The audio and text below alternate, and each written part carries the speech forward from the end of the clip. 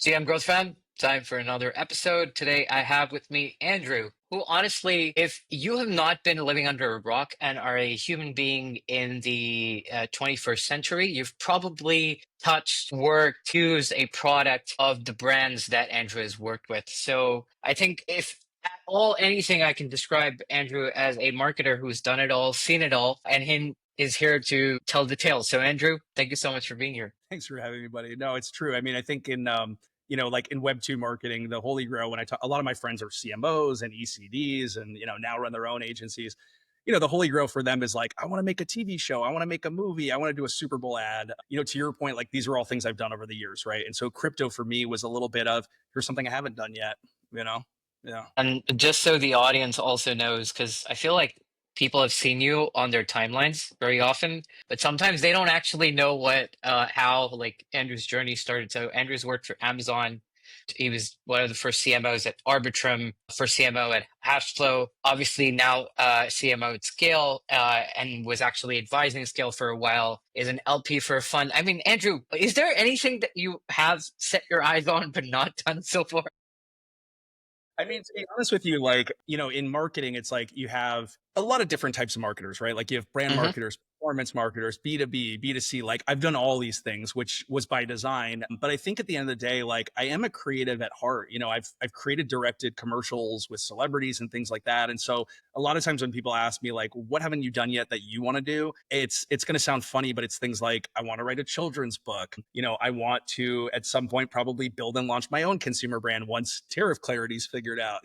But for me, it's more, I think, at this point in my life, things that I want to create or things that create passion for me. Like I collect vintage synthesizers. I want to make an album, but I don't want to become a celebrity or become rich. It's more just like creative fulfillment, right? So I think at this point, most of what I aspire to do is either honestly leave the world better than when I entered it. I'm a dad, right? Or do things that just candidly like stoke my creative juices. Yeah. That's amazing. It's interesting that you mentioned some of the more creative campaigns that you worked with, but I wanted to understand like you were also one of the people that started SNL. Is that a true story? Because I don't know. I read that, but I didn't believe it.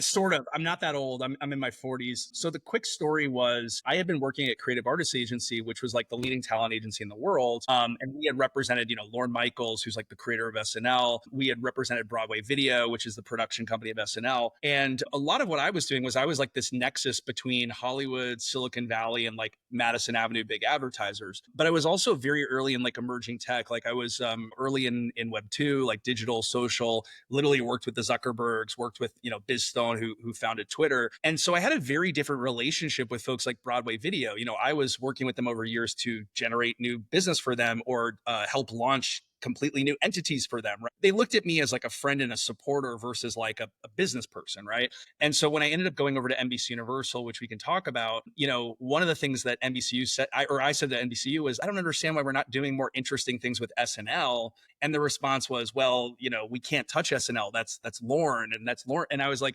okay. And so I just picked up the phone and called my friends at SNL and was like, why don't we do this, this, and this? And so I was the person who actually helped architect and launch the first ever digital extension of SNL in history. And so it was the first ever like original digital series. We got like a bunch of award nominations and things like that, but it was the entire cast. I mean, it was like, Pete Davidson and Bobby Moynihan and all those guys. And it was really successful. And we used brands to effectively finance the whole thing. We used all of kind of NBC Universal's like media engine to kind of market and distribute it. And I ended up actually working with SNL cast members for a pretty long time after that, which prior to my coming to NBCU was very like off limits. So I guess that's a lot of the joke at Amazon is they always ask like, what's your superpower? Like everybody has a superpower. And mine was the ability to seamlessly navigate complex people, organizations, and systems. And that's like one of the examples of, I would guess, like the complicated systems of NBCU that like no one had cracked the code on for years. And then I was like, 3 months in, here we go.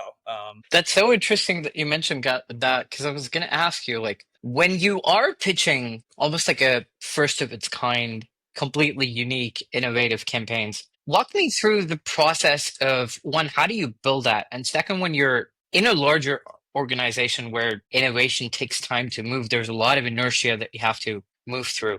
How do you build a framework for yourself and for stakeholders within the company to say, hey, this is a first of a kind campaign. It's unique, it's innovative, it's going to work. How do you build that process? Yeah, let's start. I'm gonna go backwards. Actually, like that was an Amazon thing. It's called we call it working backwards. So the first is like then how do you kind of push it through? And I think the key thing. This is what I was talking about with like navigating complex people and systems. Funny enough, like I studied organizational design. So I would say my actual like educational background is maybe more in like management consulting, systems processes, all of that versus marketing. And I would say most of my marketing experience is self-taught, which we can talk about. And I think that's part of how I do this stuff is I'm not stuck inside, old archetypes and systems and things like that. But how do you push it through? I think what it boils down to is like you have to understand again the organizational system structure and power dynamic, right? So example, when I'm at NBCU, I'm like, who is in control, right? It's obviously the chairman of NBC Universal, right? And then a level below that, I'm like, okay, well, it's very obvious to me that when it comes to the actual programming and distribution of the content, the creator of SNL has more power than the network executives, right? Like he's the one with the leverage. So I was like, well, then for me, I can't go to the network executives because they don't have the leverage, right? And then on the other side, I'm like, well, who else has leverage? I'm like the head of ad sales, right? The person who's responsible for monetizing all the content. Effectively, the monetization of that content is what then funds the creation of that content, right? And so that was it. So for the SNL example, it was like, well, here's what I have to do. I have to basically convince Lorne, who's like the power player, and then I have to convince the person that would effectively see the value from this financially that also can explain to him the value of doing that to then drive more value back to him, right? And so that was pretty much it. It was, my picking up the phone, calling executives at his company that I had known for years, had built a relationship with, saying to them, here's what I want to do, here's why I want to do it, here's how this is going to benefit you. And then going to the money folks and saying, hey, I've been able to have this conversation that you've never been able to have. Here's where I think this is interesting. Here's how I think we could monetize this. And both sides are happy, right? Because it's both sides are getting things that are valuable to them. But I think that was always one of the issues was that a lot of times the joke at MBAA was I was a translator because I could speak the language of Chick-fil-A, but then I could also speak the language of Ron Howard. I could speak the language of the Zuckerbergs, but then I could also speak the language of Ashton Kutcher. And a lot of times it's just, they speak different languages and they don't know how to bring those languages together. And so, whether it's a translator or peer mediator, a lot of what I was doing was that, right? Speaking both sides and then bringing them together and then archetyping it or architecting it in a way that both sides could understand that also both sides valued, right? And then in terms of how do I build this stuff, I would say it was really funny, probably about 20 years ago in the traditional marketing world, like my aspiration at the time had been to be at Wieden & Kennedy, right? Wieden & Kennedy was where like the best marketing talent is. And I remember going to like the number one recruiter in that industry and saying, I want to be at Wieden & Kennedy. And she's like, but you're a jack of all trades and a master of none. And the way that, these agencies work is like, it's about being a master of one thing, not a jack of everything. And I just remember saying, I hear you, but I think long-term that's going to change. And I think what folks are really going to be looking for is like these 360 marketers. And I just was like, I'm one of the earlier folks, building this skill set that no one else is. I feel like they're going to value it. And, it was one of those things where it was like agree to disagree. And then funny enough, case in point, 10 years later, Wieden & Kennedy reached out to me directly and was like, would you be interested in maybe building this thing with us or for us? And then the recruiter reached out again and was like, you're right. I now have, 25 companies that would be interested in bringing you in as a CMO. But a lot of it, I think, is just getting very diverse, non-traditional experiences. A lot of times, so example would be when I created like television shows that were funded by brands, that came from spending time with producers and executives in Hollywood and understanding, how that system works and the framework. And then, on the brand side, well, how does a media deal work? And, and then how can I then use a media deal, but have it operate as a film financing deal or a TV financing deal instead of a media deal? And so I think, again, it has to do with like building this large knowledge base of a variety of different things. And then just taking a step back and going, how do I pull all those Lego pieces apart and then put them back together in a way that creates an even cooler, Lego set, I guess is maybe the way to put it. Yeah. No, that's amazing. Yeah. Like, so let's say if there is a early career marketer who's trying to build up their skill set, and because especially, and you said it so rightly, that almost having a 360-degree perspective, getting experiences from diverse backgrounds and trying to be able to cobble that together to build campaigns, to be able to execute and achieve growth. A lot of that, it's interesting because sometimes in tech we forget that sometimes you have to be sort of slightly out of the box. You have to think about how you can take something from F&B or entertainment and trying to be able to pull that in into tech. But I did want to ask you, like, especially earlier on in your career when you were getting exposure to a lot of these different things, how do you, let's say, advise a early career marketer to build up that skill set, especially in the age of AI when a lot of the work that we're going to do, generally speaking, might get automated. Being able to have the edge of having diverse experience becomes really important. So, like, what's your advice to them? How can they do that, practically speaking? No, 100%. I think like I'm going to tell you some like mistakes that I see, because I've managed a lot of Gen Zs and I talk to a lot of Gen Zs, and I see folks making decisions that candidly are not going to benefit them in the long run. So, fun fact, I made minimum wage until I was 27 years old, right? And I graduated, magna cum laude, top 10 school. My friends became investment bankers and lawyers, and they were all making six figures. And here I am at the time, I think I was making $22,000, right? And everyone thought I was crazy. They're like, I don't understand. Why are you doing this? And the reason I did it was because CAA at the time was the most powerful company in Hollywood, and it was the nexus of everything in Hollywood. And I took a step back and was like, this is my grad school. This isn't a job. This is my grad school, right? I'm going to learn a ton, but then similar to going to HBS, I'm going to build arguably this extremely valuable and powerful network, which is true to this day. I still get calls from celebrity friends and managers and all these people that you can't access unless you've been in the industry. And so I looked at it as I'm going to grad school, but grad school's paying me 22,000, and I'm not putting myself into debt, right? And the reason I put up with making no money for so long was that entire time that I was there from 22 to 27, I felt like I was extracting more than I was giving, right? I was learning more than I was providing back, right? And I think in general, and this has been kind of how my whole career has operated, it's like I look at kind of career decisions in kind of three different areas. Like, number one is like, can I learn something new? Can I gain a skill set or gain some sort of knowledge base that I don't have already, which then makes me even more valuable, right? And then number two, do I feel like I'm being compensated fairly, right? And I think there's a big difference between like fair and what you want, right? And so for me, it wasn't ever being greedy. It wasn't, I want to make three times that. It was more like, I just want to feel like I'm being treated with respect and being, paid appropriately for the work that I'm doing, right? And then the third thing was the relationships that I could build. Could I build new relationships in a new sector that I didn't already have, right? And so, case in point, like when I worked in Hollywood and I built that first division, I was like, this is great. I'm building all these relationships at major brands that I didn't already have, right? And then, like I said, when I eventually became a rich in Silicon Valley, I was like, this is great. I'm building VC relationships. I'm building big tech relationships, right?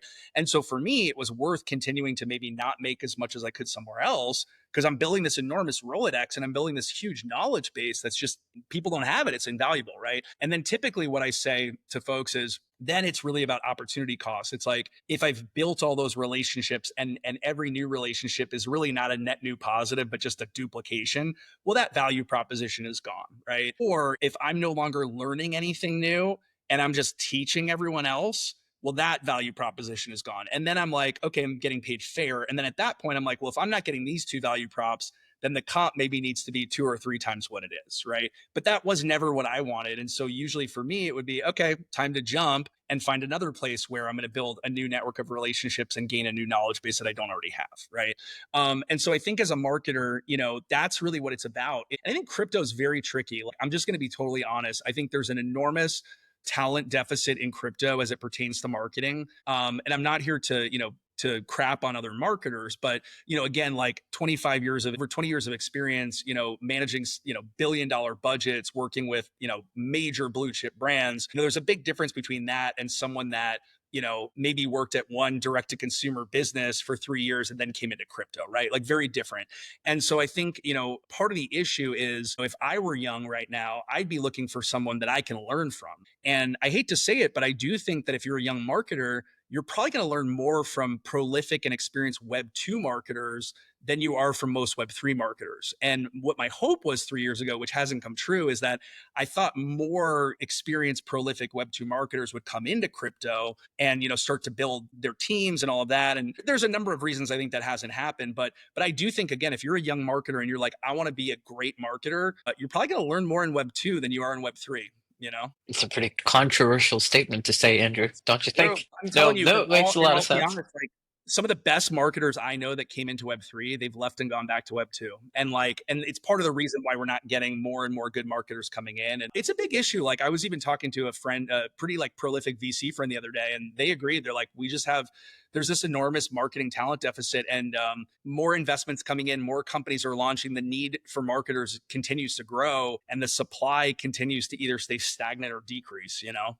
Yeah. Isn't it ironical to just think about that, that this industry started from the perspective of, okay, it's going to be for techies, it's going to be for developers, it's going to be for engineers. I still feel it's dominated by them. And now we're going into a world where engineers are definitely going to be important, but a lot of their work, a lot of the time that was spent building products, thinking about tech, implementing tech is going to become easier and easier as time passes by. And everybody's talking about like distribution's important, but now you have a shortage of marketers within the industry.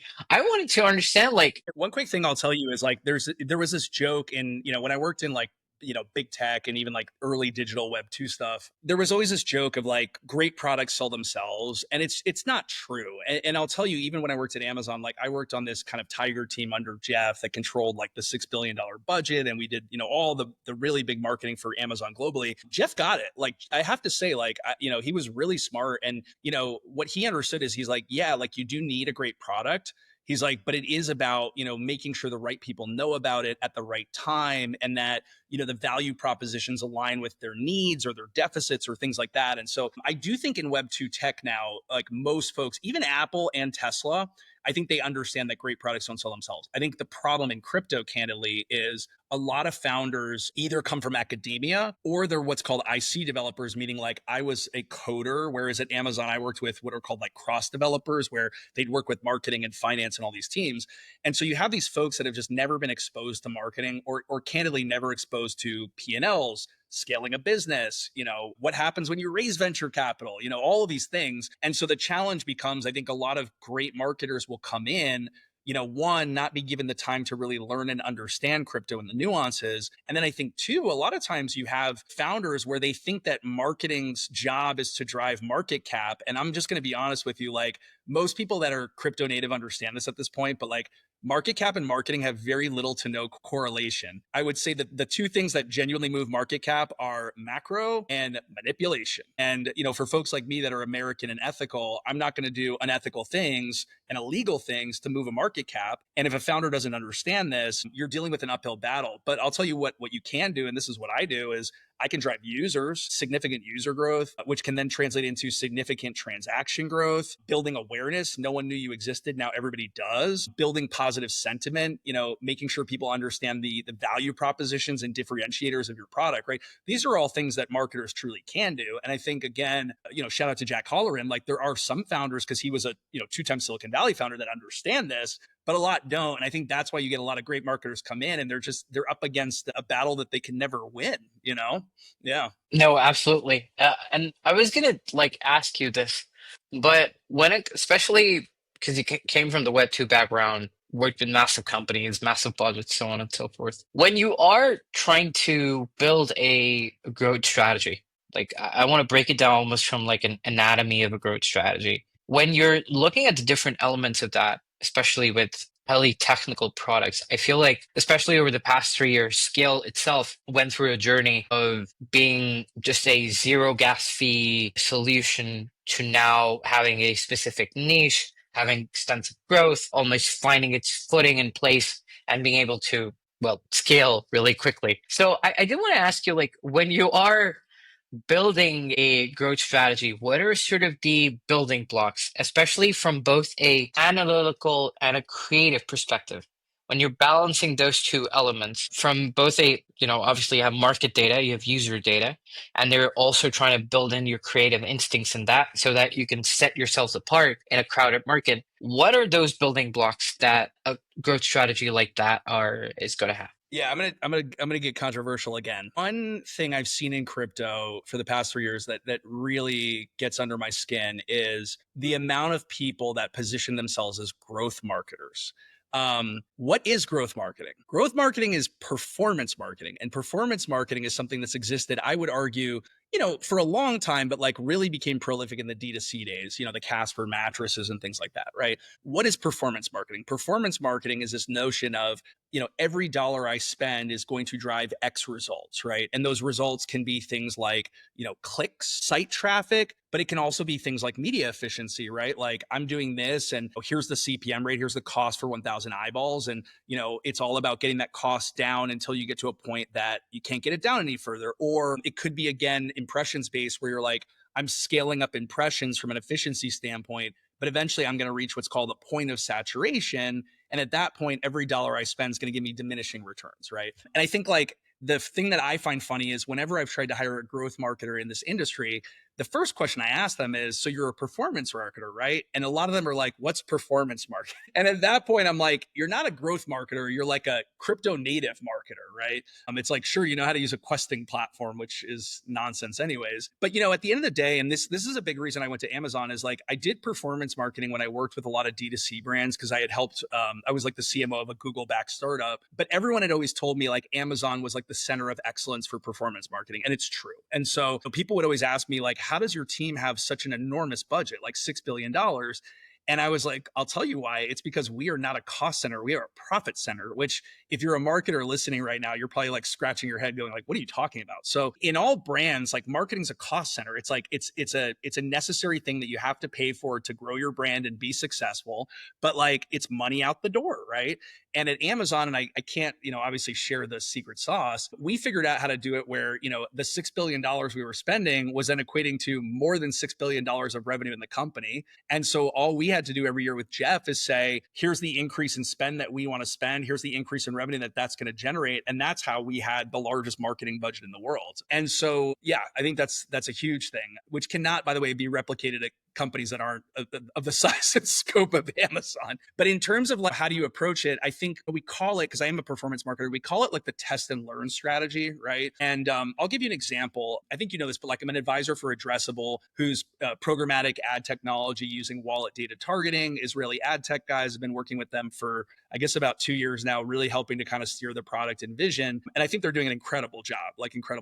But an example there might be, I'll use a real tangible example, right? So with Scale, we launched a program. Well, we integrated Sushi Swap, and it was the first time where like you could trade gas free, you could LP gas free, right? And so what I wanted to do was obviously a whole slew of experiments, right? So on one side, your experiment can be targeting, right? So it might be, okay, one group I want to target are wallets that interact with Sushi Swap X amount of times a week. Maybe like another group I want to target are wallets that interact X times a week, but also have a total balance of a minimum of Y. Or maybe I also want to target folks that have a Sushi Swap token regardless of whether they use it, right? So those are all kind of, A, B, C, D, E, F, G. And then the other thing you might be testing is creative, right? So you might be testing creative that's more sushi branded versus Scale. You might be testing alternative creative that's more Scale versus sushi. You might be, again, using different messaging. One might be an incentive-based messaging. One might be a value-based messaging. One might be an efficiency-based messaging, right? And so what you're trying to do at the end of the day is effectively run a ton of like micro experiments. And then what you're doing is in real time, you're monitoring those and you figure it out pretty quickly. You're like, okay, of all the creative, this is the creative that's driving the most click throughs, right? So scrap all the other creative and put everything into that creative, right? And then in terms of targeting, I've had many situations where I'm doing, let's call it like micro campaigns across 6 geographic regions. And then, halfway through the campaign, I'm like, scrap, 7 of the 10, double down on these 3. And then, and then in the next campaign, it's like you have all those learnings and you're taking it to the next level. So now you're like, I'm starting with this creative, but I'm going to create more alternative versions of it again to see if I can get it even more, optimized. And then maybe I'm targeting the same countries, but maybe I'm like, you know what? Now I'm going to go city level targeting, and I'm not just targeting, Russia, but I'm targeting St. Petersburg and Moscow. And oh my gosh, St. Petersburg is 2x performing Moscow. Now all my money's going into St. Petersburg, right? So, but that's, a lot of what I did at Amazon, just to be candid with you, was they would say, hey, Andrew, we haven't cracked the code on podcasts. We haven't cracked the code on influencers. We haven't cracked the code on tour sponsorships, sports sponsorships. We haven't cracked the code on how do we advertise on Netflix, on Hulu, on HBO Max, all these things. And then what they would do is they would give me, a couple $1 million. And I had a data science team in India that I worked with. And we would run experiments together for anywhere from, I would say, 3 months to some of them took like 12 months. And then me and the data science team, we'd crack the code. And then I'd go back to headquarters and say, hey guys, crack the code on podcasts. Here's exactly how to do it. Here's exactly what the ROI is. Here's exactly what the saturation point is, best practices. And then it would be great. Now here's $10 million. Let's start doing podcasts. And then the next year, maybe it's let's ramp it up to 20 million, right? So, but performance marketing is all about optimization against what we call HVAs, high value actions. And it's a science. It really is. When it does come to something like, because I know you've spoken about this, which is stickiness, right? And I feel like, especially within the Web3 context, it becomes an afterthought because a lot of the times companies are able to grow really quickly, spending money on doing giveaways, building incentives. So I'd say, even I'll go so far as to say controversial thing is I'd say about 80% of projects in the space have a respectable TVL, mostly because of incentives, not No, no, because no. they have a Wait, let's great pause. product. Let's pause for a second. I'm gonna get spicy. One thing I hate about this industry is how much projects manipulate metrics. And there's a book about this that I'm sure they've all read, and I've read it, but they manipulate metrics to effectively manipulate mind share or manipulate actions. And I don't support it. I think it's completely unethical. I think we need to, as an industry, grow the F up and stop looking at retail as our exit. I think it's morally wrong, and I don't support it. And so with TVL, it's very simple. Where does TVL come from? One, treasury tokens. So if you're at a project that has an enormous amount of treasury tokens, those are sitting on your chain as TVL. Number two, stable coins. Once you have that treasury TVL, they're probably going to match it with stable coins, right? And then there's a lot of what I call pay for play deals where you will call, maybe a liquid fund and say, hey, I want you to park $50 million on my chain, and I will effectively pay a rental fee every month for you doing that. And so, it's one of those tricky things where people are like, well, if not that metric, what metric? And I'm like, I'm not here to tell you I believe this metric or that metric is better. I'm just saying I think TVL is very manipulated and very not transparent. And I'll give you an example of this. And I love these guys. No FUD against them, but the Berachain TVL recently had been going parabolic, and I was like, as a marketer, I was like, I want to understand what's doing this. And what it was instead of their airdrop supporting airdrop farmers, it was supporting yield farmers, right? And you could go on this website that was a project on Berachain, and it was offering you these insane APY incentives to deposit into pools. And so this one project on Berachain was effectively driving that TVL through the roof. And someone asked me, they're like, this is an interesting model. Is this great? And I was like, it is an interesting model, but I don't think it's sustainable. I said, once those API percentages decrease, you're going to see the same thing happen to TVL. And sure enough, I believe it was like about a week ago that TVL had plummeted directly as a result of those API incentives decreasing, right? And so that's what I'm saying is that the problem with a lot of these incentive-based models is they're great at creating that narrative of, oh, our TVL is going parabolic, or, oh, our revenue is going parabolic. Or I'll give you another one. Like, there are a lot of games that I know that call me because they built on a chain, right? And I won't name the chain. And they're like, we thought that this chain had tons of gamers because we've seen these user numbers and everyone on Twitter is like, they're the gaming chain. And I was like, I'm telling you, they're not. And then they come back to me and eventually they're like, we have no one playing our game. And I was like, because those numbers aren't real. They're manipulated, right? And they're like, yeah, but everybody talks about them on Twitter. And I'm like, well, it's because they paid 100 coals to talk about them consistently and build what's called a fake perception, right? That they're a leading gaming chain, right? And so then what happens is these builders call me, and Scale's the example, and they're like, we want to launch on Scale. And then the next thing you know, they've got 10,000 players because Scale actually had real users and we didn't manipulate the metrics, right? But I think just in general in crypto, you have to be really careful whether you're an employee, an advisor, an investor, because a lot of this stuff is just not actually factual. And I do think you're going to have some class action lawsuits in the future from folks where they're like, I bought this token because I thought X, Y, and Z. You manipulated X, Y, and Z. It's no different than influencers that don't disclose paid shills. It's misleading.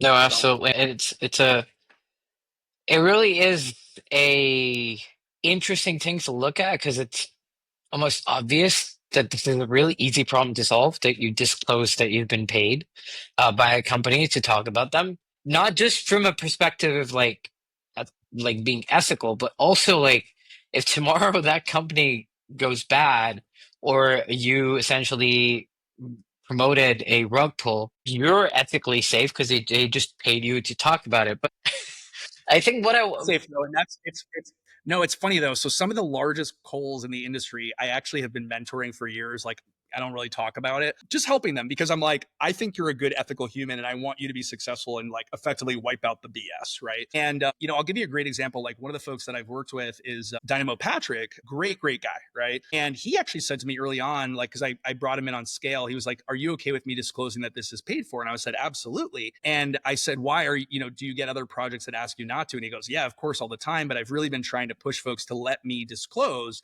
And I'll tell you, I said, you should, because here's what's going to happen in the future. If the FTC wants to go after influencers, they're not going to go after the brand that paid them. They're going to go after the person that shilled it that didn't disclose. And I saw this in Web 2 because I had been working with folks like the Kardashians and Justin Bieber in the early days of Twitter. Like Twitter was brand new. And I remember in the early days, celebrities would do what DeFi calls are doing now, which is like talk about products they love, but not disclose that they were paid for. And then there was a huge FTC lawsuit where all of them basically got sued. Some of them were able to kind of skirt through it, but a lot of them had to actually pay the FTC, and the brands that paid them to do it didn't get in any trouble, right? So if you're the front lines of communication, like you're the one that's going to get in trouble, not the person that paid you, you know? Oh, absolutely. How do you think though, maybe you can talk about it from a skills perspective, or I even look at something like Nillion. I also look at addressable the B2B example, but I also really respect the TMS that's been on the podcast as well. I want to understand like when you are trying to build retention, when you're trying to build a use case, you want people to continually use your product, all of the, let's say, basic elements the exact same as they are in Web 2, as is the case in Web 3? Or do you feel like, are there any differences that product teams, marketing teams should be paying attention to, baking into their product and seeing like how they can increase their retention through that? Yeah, so I'm going to say something that like a lot of people might disagree with, but like marketing in Web 3 is actually not very different from marketing in Web 2.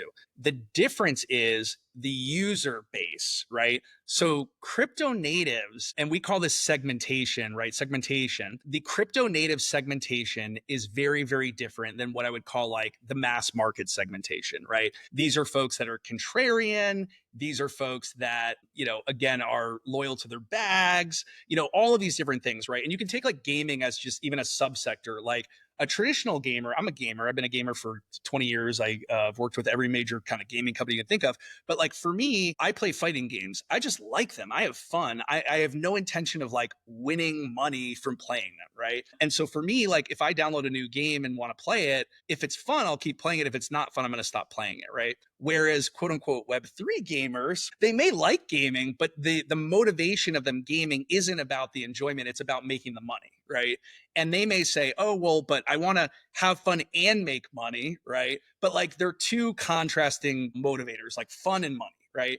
And so the problem becomes if you're targeting just the natives, it's going to be really hard to build a sticky user base because, again, you have to create an incentive stream that eventually is not going to become sustainable, right? And so that was a big reason why I had actually chosen to go to scale, because at this point in my career, I would say like the bulk of most major chains have approached me at some point to say, be our CMO, be our advisor, something like that. And the reason I chose scale, this time versus some of the maybe bigger known names or higher market cap names was this gas-free frictionless technology. And for me, the way I looked at it was I was like, okay, so on scale, you can launch an iOS game or an Android game or a PC game, and effectively you can just download the app, and play it, right? There's no, I have to set up a wallet. There's no, I have to add chains to the wallet. I have to add gas tokens to the wallet, like none of that, right? And so I said, well, at the end of the day, if I'm trying to drive users, which is a marketer's metric that actually can be controlled, at a centralized exchange, you don't have the friction, right?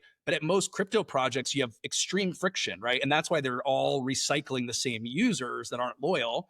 And I was like, well, scale doesn't have the friction. And so great example of this, I could work with a Twitch gamer, not a Web3 gaming coal, to play a fun game on the Epic Game Store, tell people to download it and play it, never once mention blockchain or crypto. all these folks download the game, they enjoy it, they keep playing it for the joy of it. And then maybe 5 years from now, we tell them, by the way, did you realize like you own those skins? And by the way, did you realize that they're worth something? And by the way, did you realize that you can sell them? And so that frictionless experience was something that I wasn't going to get at other places. Other examples I can give you of this that I like Jupiter, right? So Jupiter Dex Aggregator on Solana, they have a mobile app, you can download it, right? Or Phantom, they have a mobile app, you can download it. But I think again, like, unless as a project you're creating a frictionless onboarding experience, you're always going to be stuck effectively targeting this native segmentation that's probably never going to be a loyal user for you, or it's going to cost too much for you long term to make them a loyal user. Yeah. Or it's going to cost too much to change what they really care about. Or you're trying to almost define like a totally new market that, I mean, people don't say it, but most crypto traders or people who are users are gamblers. Like, that's what it is at the end of the day. Not saying that they're, I Yeah, feel I like, wouldn't go as far. I wouldn't go as far as to say they're gamblers. Like, yes, there is definitely a like, let's call it this. Like my friends that are big meme coiners, like, yes, they're gamblers. They're like super high risk, super high reward. I do think I'd like say I'll use my most of them, maybe. yeah. Maybe Yeah, most of them. Yeah. a lot of them are gamblers, but I would say like, use me as an example. Like I'm a trader, but I'm not really a gambler, but I will take on risk, right? And so, when I'm building out a portfolio, NFA DYOR, obviously my largest holding tends to be Bitcoin. And I understand that the upwards momentum of Bitcoin may not be the same as that of a small cap or a mid cap. But again, like I'm 42 and I'm looking for stability and certainty, right? But it's not uncommon that I'll say, oh, I really like this one project that has a 50 million market cap, but actually has really good fundamentals, a seamless onboarding process. They just don't have a marketer. And so no one knows they exist. And then I might take, a decent chunk of change and throw it into that. But I would say that's not as much gambling as, someone that's just like, on Meteora or Pump Fund, like just trying to catch bids on things the second they launch. I mean, but yes, there's a huge gambling segment for sure. Yeah. No, that's I do agree. One thing I do want to ask you, like, especially when you're marketing in a space where, let's take, being in a layer like Scale, who is competing for mind shares, competing for users, who's competing for DAOs in an overcrowded space, right, where attention deficit is at the peak. When you're trying to build a unique narrative for a brand in a highly competitive, very noisy space where grabbing attention is really difficult, how do you do that? How do you process that? How do you like take Yeah. steps to mitigate that? It's a great question. I mean, I think, for anyone that's like a traditional marketer, you probably already know this. So in crypto, we call it narratives, but in traditional marketing, we call it category design, right? It's this notion of like, I am designing a new category from the ground up. I love this actually. It was on HBO Max. It's called Game Changers. It was like a 10-part series about the video game industry. And funny enough, it had like the original CMOs and stuff of like different gaming companies, some of which like I've worked with over the years, which is kind of cool. But you see this quite a bit. You see it where, Sega Genesis comes out and they're like, we need to effectively create this completely new category to try to overtake Nintendo. And so a lot of times that's kind of what narrative design is like, and I'll tell you kind of how it works in crypto. A lot of times the narratives actually come from the VCs. So what'll happen is like a VC will invest, 50, $100 million into a project. And then to your point, it's like, okay, we need to do some category design work to try to get this to actually break through the noise, right? And examples would be like when you look at Celestia and Modular, that's an example. There's a bunch of these. Or if you look at Barachain, like proof of liquidity, these are category design, right? And so I think the first thing you have to do is you have to say like, what categories can I design that actually makes sense, right? And then you're like, and then is there PMF, product market fit, for these categories with either existing or new user bases, right? And so an example, I would say, I'm just trying to think like, well, yeah, so for Scale, for very, very simple, I was like, are effectively the only gas-free blockchain. In the back of my head, I was like, that's a very powerful thing, right? Because anyone that's native understands gas and the limitations. But the more important thing is like, because we're gas free, it enables our technology to be invisible, right? And when you talk to a lot of developers, a big pain point for them is like, I can't onboard users because of this burdensome and friction up front of onboarding, right? And when you talk to users, there's also this frustration of like, oh my God, I have to go through all these different steps, or like I'm out of gas on this wallet, or oh, it's split against 6 different chains. And this is why you're now even seeing dApps where like you sign in with an email address and a password, and it's building a backend wallet. It's like removing this, right?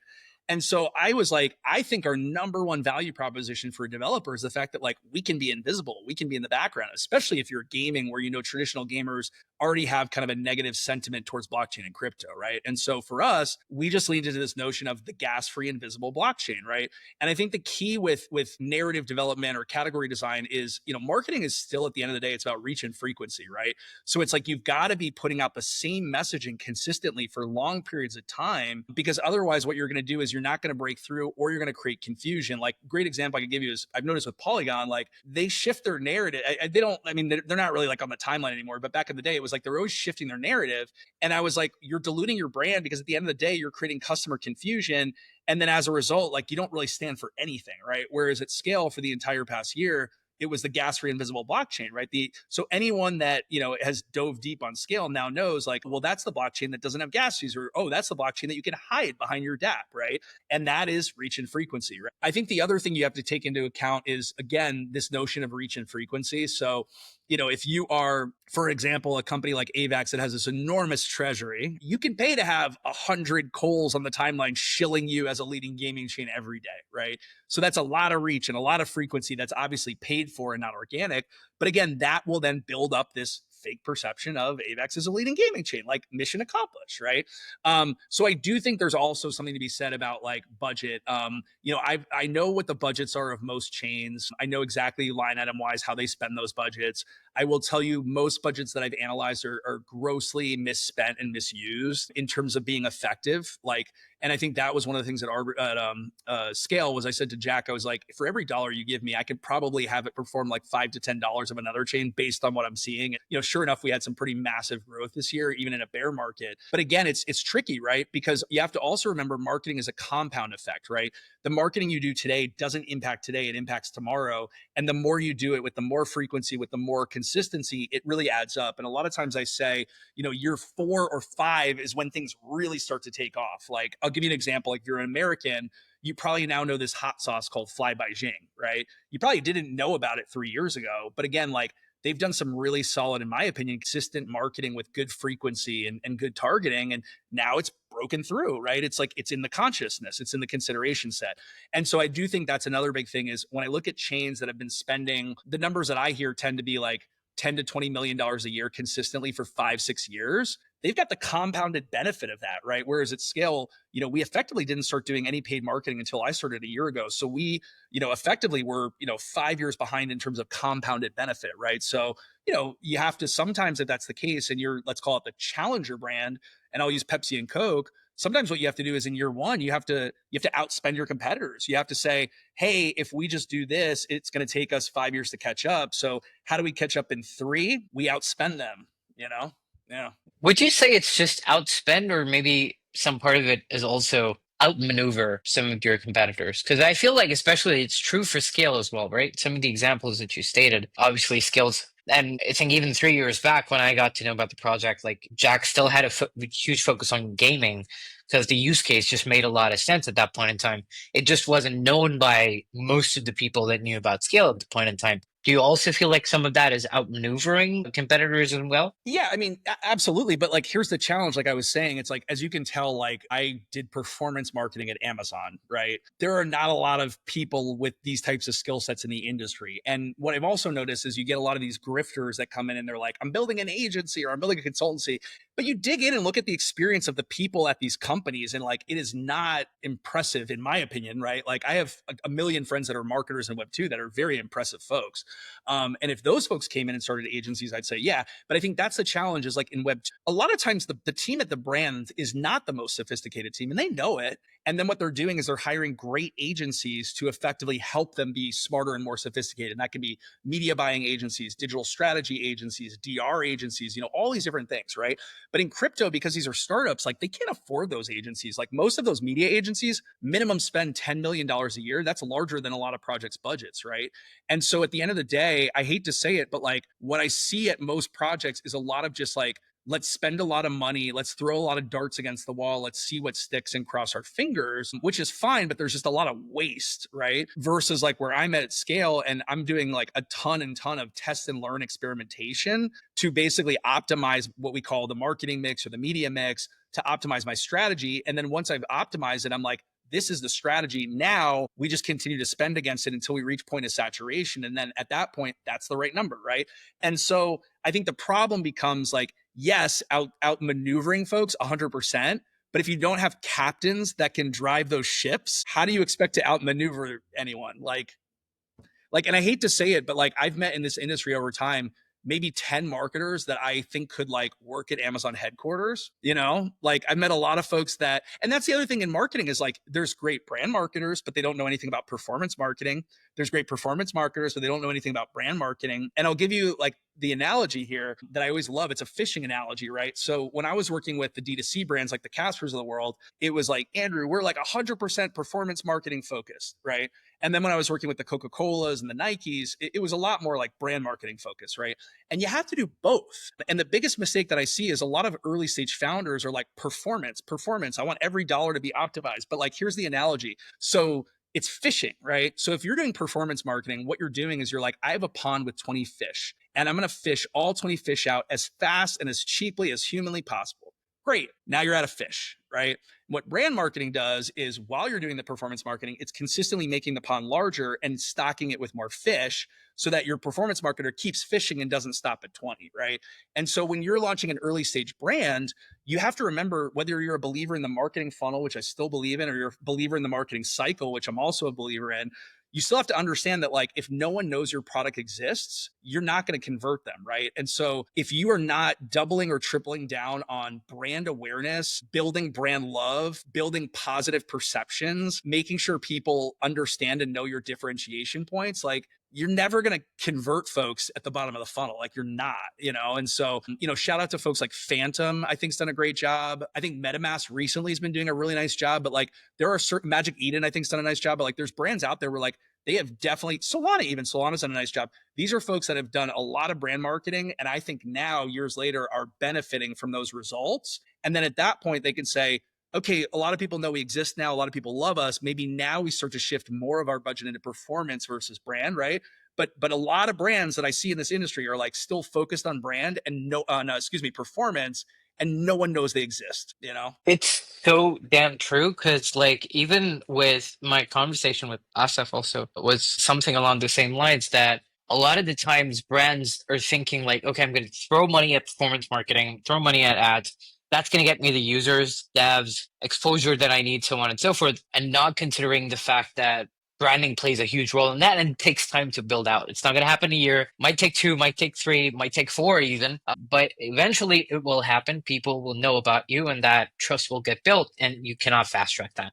One final question that I have for you was, what is one piece of marketing advice that you could give to the world that can change their whole philosophy of how they look at or approach this practice? Oh, that's a great question. I mean, maybe I'll keep it more action. I'm going to make it more actionable towards crypto. And this will be more of like a message to founders. So TLDR founders, we have a huge deficit of good marketing talent in this industry, right? And I do think you are the reason, right? And so what do you need to do? Number one, you need to be willing to take folks from Web 2 that have great marketing experience and bring them over. And that means you might have to be paying Web 2 salaries or giving them Web 2 equity. Number two, you have to acknowledge that like this is a very technical, complicated industry. So you as founders either need to teach and educate these folks or give them enough runway to really learn this stuff, right? And then I think you need to give them a lot of latitude. You need to understand that, again, it does require a lot of test and learn. The timeline for success in marketing is often, 4 or 5 years. So I think, again, like if you're serious,